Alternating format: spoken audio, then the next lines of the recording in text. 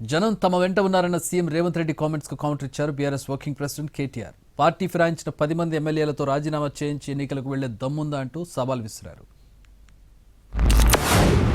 ఇప్పుడు గజ్వెల్ల కేసీఆర్ దెబ్బతిని ఓడిపోయి అక్కడ ఉన్నాడు.